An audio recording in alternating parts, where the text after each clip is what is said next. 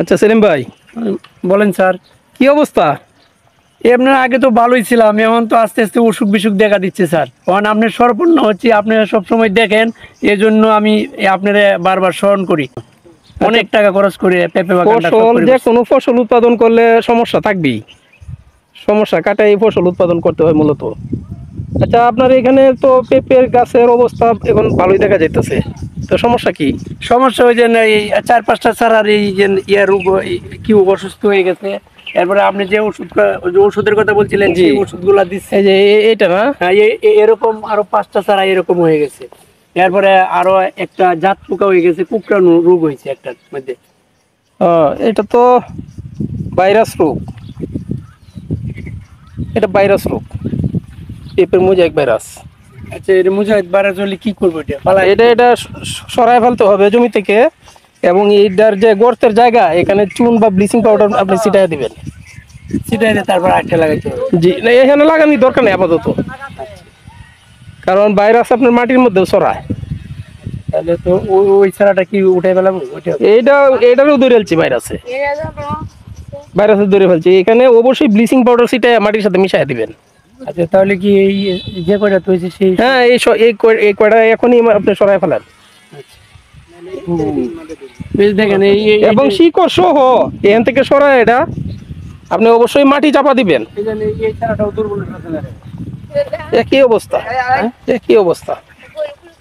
এইগুলার যদি মায়া করেন তাহলে সারা ক্ষেত আপনার নষ্ট। কি অবস্থা এটা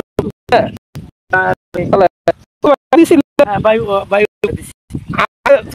অবস্থা আর বেশি সংখ্যার চারা এই অবস্থা ছিল না, আগে একদম ভালো ছিল। ভালো। কোনো ওষুধ ছিল না।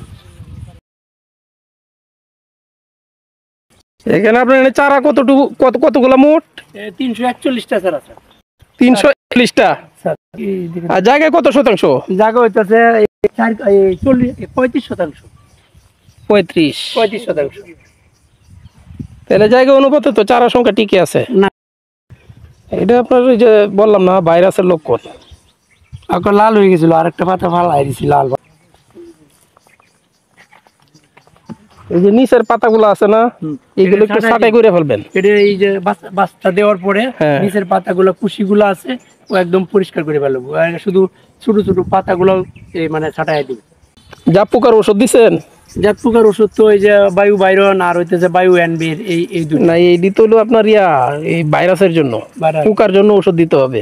জাত পোকার জন্য কি ওষুধ? জাপ পোকা যদি দমন না করেন, হ্যাঁ, জাত পোকা তাহলে আছে। আমি স্যার আরেকটা গাছ আমি বলি আপনাকে, জাপ পোকা যদি আপনি দমন না করেন, তাহলে এই যে অসুস্থ গাছ আছে না, এটা থেকে সুস্থ গাছে রোগ ট্রান্সফার হবে এই জাপ পোকার মাধ্যমে। আচ্ছা, আপনি অবশ্যই জাপ পোকার ওষুধ দিবেন। আচ্ছা, কি ওষুধটা আমার? ইমিটাফ অথবা এই যে কনফিডর, যে কোনো একটা দিয়ে দিবেন।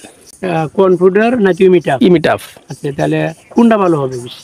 দুইটাই কার্যকর। আচ্ছা, ইমিডাক্লোপিড গ্রুপ তো দুইটাই ভালো। আপনি ইমিটাফটা দেন। ইমিটাপের কথা শুনছি আরো। ইমিটাফটা দেন। যে আগে তো কনফিডর দিয়েছিলেন বোধহয়। কনফিডার দিছি, হ্যাঁ কনফিডার দিছি। তাহলে একটু চেঞ্জ করে দেন, হ্যাঁ, ইমিটা। দেখেন কোনটা রেজাল্ট ভালো হয়। এটা না, পাতা পাতা কুকড়া যায়। পাতা কুকড়ে যেতেছে।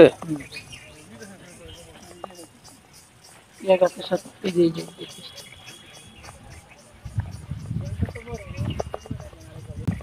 এটা এটা না স্যার,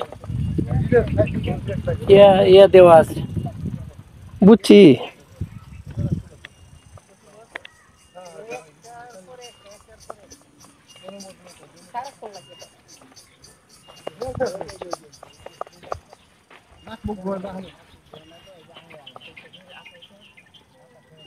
স্যার একেবারে